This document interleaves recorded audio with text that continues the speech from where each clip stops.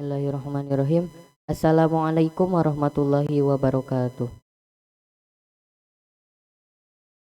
Faslun ari ieu eta hiji pasal arkanus sholati ari pirang-pirang rukun salat sab'ata asyara eta aya 17.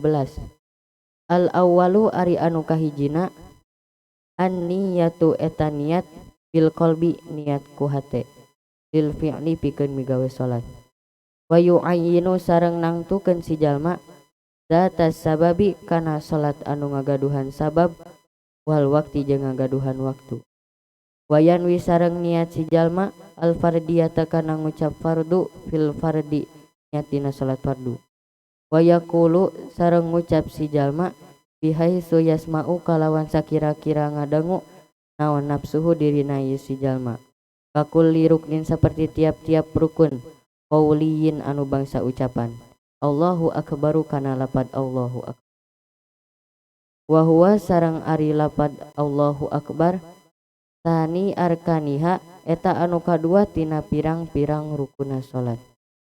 Asalisu ari anu katiluna al qiyamu eta nangtung bil fardi nangtung dina salat fardu lil qadiri nangtung pikeun jalma anu kawasa. Ar-rabi'u ari anu kaopatna qiraatul fatihati eta maca surat al-fatihah bil basmalati maca surat al-fatihah kalawan make basmalah wa tasydidati sareng ngaraksa pirang-pirang tasydid wa muwalatiha sareng tuluy-tuluyna maca surat al-fatihah wa tartibiha sareng nartibkeun maca surat al-fatihah wa ikhrajil hurufi sareng ngaluarkeun pirang-pirang huruf min makharijiha tina pirang-pirang tempat kaluarna eta huruf. Wa adamil lahni sareng henteu salah maca al mukhilli anu ngaruksak bil makna ngaruksak kana makna. Wa yahrumu sareng haram naon al lahnu salah maca alladzi lam yukhilla anu henteu ngaruksak ieu si ladzi wala yubtilu sareng henteu ngabatalkeun lazi. Dalam pasal ini insya Allah saya akan menjelaskan tentang rukun-rukun salat. Rukun-rukun salat ada 17 dalam kitab ini, yaitu kitab Sulamut Taufik yang dikarang oleh Imam Nawawi Al-Bantani. Rukun salat yang pertama yaitu niat, gunakan hati. Niat itu qasdul fi'li muqtaronan bi fi'lihi, yaitu menyengaja atau bermaksud melakukan sesuatu dengan disertai pekerjaannya. Misalnya dalam wudu saat kita membasuh wajah, di sanalah niat dalam hati kita. Di dalam sholat kita harus menentukan sholat yang memiliki sebabnya. Misalnya sholat istisqa, sholat istikharah kan itu memiliki sebab. Nah di sana kita harus menentukan sholat apa yang akan kita kerjakan. Kita juga harus menentukan waktu sholat yang akan kita kerjakan. Misal duhur, asar, maghrib. Dalam sholat fardu kita harus mengucapkan fardu. Misalnya usolli fardu subhi rakaataini mustaqbilal kiblati adaan makmuman. Yang kedua rukun sholat adalah takbiratul ihram, yaitu mengucapkan lafaz Allahu akbar. Takbiratul ihram bukan mengangkat tangan tapi mengucapkan lafaz Allahu akbar. Sama halnya seperti rukun yang lainnya, membaca takbiratul ihram harus terdengar oleh diri kita, jangan sampai tidak terdengar. Yang ketiga, berdiri bagi orang yang mampu dan dalam salat fardu. Bagi orang yang mampu diwajibkan untuk berdiri dalam salat fardu.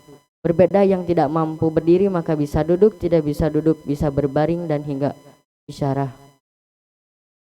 Yang keempat, membaca surat Al-Fatihah dengan disertai basmalah. Juga kita harus menjaga tasdid-tasdid yang terdapat di dalam surat Al-Fatihah. Harus terus menerus dalam membaca surat Al-Fatihah, tidak boleh ada jeda di antara ayat ke ayat, di antara kalimah ke kalimah. Kita juga harus menertibkan surat Al-Fatihah. Jangan sampai ayat 1 sampai dari 7 ke 4 ke 1, tapi harus 7 dari 1 ke 7 harus tertib. Kita juga harus menjaga makhraj yang terdapat di dalam surat Al-Fatihah dan tidak salah baca yang dapat merusak makna. Dan haram juga Bagi orang yang salah membaca memang tidak membatalkan sholat dan tidak merusak makna. Misalnya salah irob itu tidak merusak makna dan tidak membatalkan tapi hukumnya haram. Jadi kesimpulannya, rukun sholat itu ada 17 dan yang saya tadi yang jelaskan itu hanya 4. Yang pertama niat dengan hati dan menentukan sholat yang memiliki sebab, menentukan waktunya, mengucapkan fardu dalam sholat fardu. Yang kedua takbiratul ihram, dan sama halnya seperti rukun-rukun lainnya harus terdengar oleh diri kita dalam rukun qauli. Yang ketiga berdiri bagi orang yang mampu dan di dalam sholat fardu. Yang keempat membaca surat Al-Fatihah dengan disertai basmalah, menjaga tasdid berturut-turut dan menertibkan surat Al-Fatihah, menjaga makhraj dan tidak salah baca yang dapat merusak makna. Dan haram bagi orang yang salah baca tapi memang itu tidak merusak makna dan tidak membatalkan. Sekian dari saya. Wassalamualaikum.